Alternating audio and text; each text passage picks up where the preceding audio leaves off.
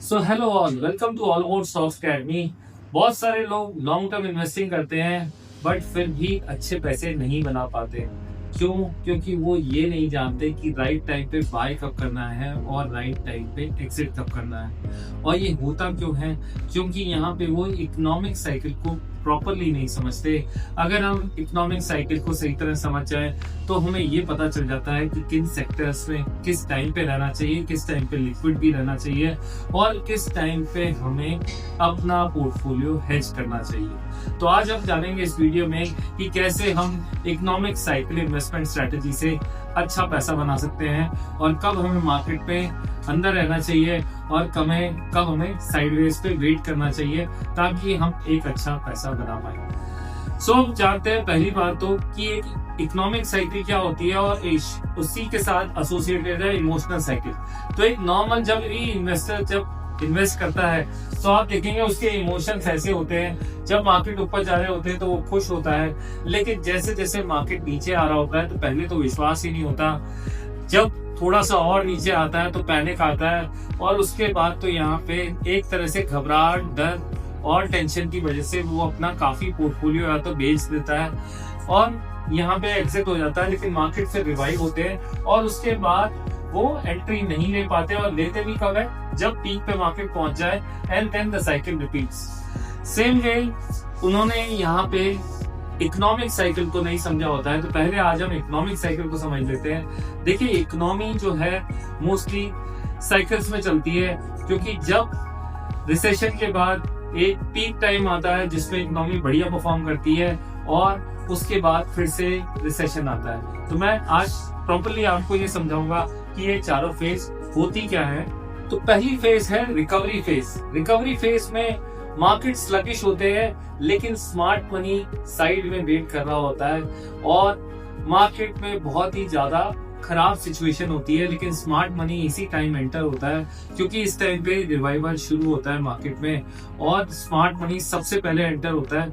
उसी के साथ यहाँ पे कुछ बड़े प्लेयर्स भी एंटर हो जाते हैं। तो यहाँ पे जो सेक्टर्स जो चलते हैं सबसे पहले वो होते हैं दैट इज ऑटो, बैंक्स और रियल एस्टेट। इस टाइम पे आप देखेंगे तो अर्निंग्स थोड़ी थोड़ी इंप्रूव होनी शुरू होती हैं और इकोनॉमी का जो जीडीपी ग्रोथ है वो भी थोड़ा थोड़ा अब होना शुरू होता है। तो सबसे पहले ये सेक्टर पिक्चर में आते हैं एंड देन जब इकोनॉमी थोड़ा सा बेटर परफॉर्म करने लगे उसको बोला जाता है एक्सपेंशन फेज। जब यहाँ पे इंटरेस्ट रेट काफी लो हो, क्वार्टर ऑन क्वार्टर अच्छे रिजल्ट्स आ रहे हों, इंटरेस्ट रेट यहाँ पे डिसेंट लेवल पे चल रहे हों और ग्रोथ ऑलवेज मतलब ये कह लीजिए कि ऑलमोस्ट काफी अच्छे पेस पे चल रही हो, तब एक्सपेंशन फेज में मोस्टली ये वाले सेक्टर्स चलते हैं that is capital goods, FMCG and some industrial goods. तो यहाँ पे ये काफी अच्छा परफॉर्म करते हैं। इसमें कई बार सपोर्टिंग में आईटी भी आ जाता है क्योंकि जब इंडस्ट्रीज में अच्छा परफॉर्म करती है तो आईटी सेक्टर भी बढ़िया परफॉर्म करता है। नेक्स्ट आता है जब इकोनॉमी पूरे पीक पे पहुंच जाए, मतलब कि इंटरेस्ट रेट साइकिल एकदम टॉप पे पहुंच जाए और उसके बाद क्या होता है कि इंटरेस्ट में इंक्रीज आना शुरू हो जाता है और इन्फ्लेशन भी बढ़ जाता है। इसकी वजह से आरबीआई मोस्टली यहाँ पे बहुत सारे चेंजेस लाता है ताकि इन्फ्लेशन या महंगाई कम हो पाए और ये एक तरह से बहुत ही ज्यादा पीक सिचुएशन होती है। और इस टाइप के जो सेक्टर्स होते हैं that is IT enabled services, यहाँ पे आप अपना थोड़ा डाइवर्सिफिकेशन कर सकते हैं। वही थोड़े डिफेंसिव सेक्टर्स जैसे कि एफएमसीजी, फार्मा, गोल्ड यहाँ पे पिक्चर में आ जाते हैं, वो भी आप यूज कर सकते हैं सो दैट आप सेफ सेक्टर में चले जाते हैं जब वो पीक पे आती है इकोनॉमी।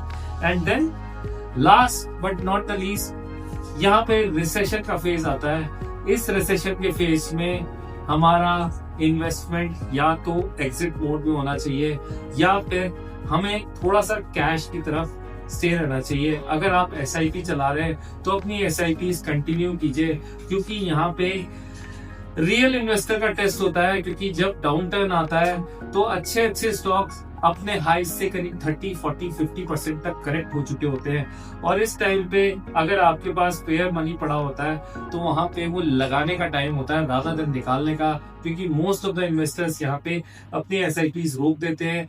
इन्वेस्टमेंट जो भी होता है उसको घबरा के टेंशन में वापस निकाल लेते हैं। तो आप यहाँ पे अगर अपनी SIPs या इन्वेस्टमेंट कंटिन्यू करोगे तो एज सच ये घूम के फिर से रिकवरी फेज पे आता है, देन साइकिल कंटिन्यूज।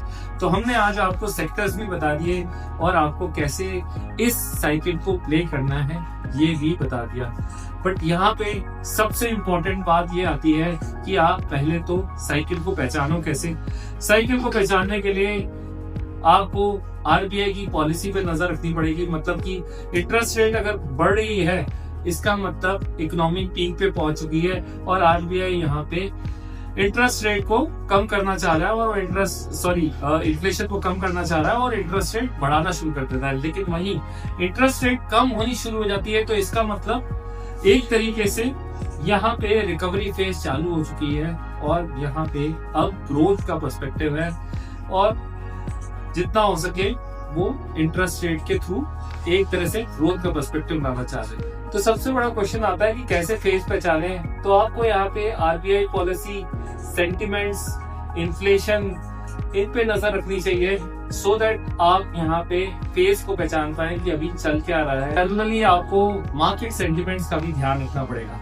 तो कंक्लूजन में मैं बात करूं तो यहाँ पे हमें 3 चीजों का ध्यान रखना है, दैट इज इकोनॉमिक साइकिल का, साथ में सेक्टर रोटेशन और पेशेंस बहुत जरूरी है इन दोनों चीजों के लिए। तो यहाँ पे अगर आपने ये डेवलप कर लिया तो रियली सेइंग आप एक बहुत अच्छा पोर्टफोलियो भी बनाते हो और उसको प्रोफेशनली मैनेज भी करते हो। अगर आपको इसके बारे में डिटेल में समझना है तो प्लीज DM us और एस साइकिल और हम यहाँ पे आपको डिटेल वीडियो भेजेंगे इसकी। साथ ही अगर आपको सही तरह इसको सीखना है तो you can join all about stocks academy. यहाँ पे हम आपको 7 स्टेप मेथोडोलॉजी में सिखाते हैं कि कैसे आप स्टॉक को सिलेक्ट करें और यहाँ पे कैसे अपना पोर्टफोलियो बनाएं। Right, thank you very much for watching and bye for now.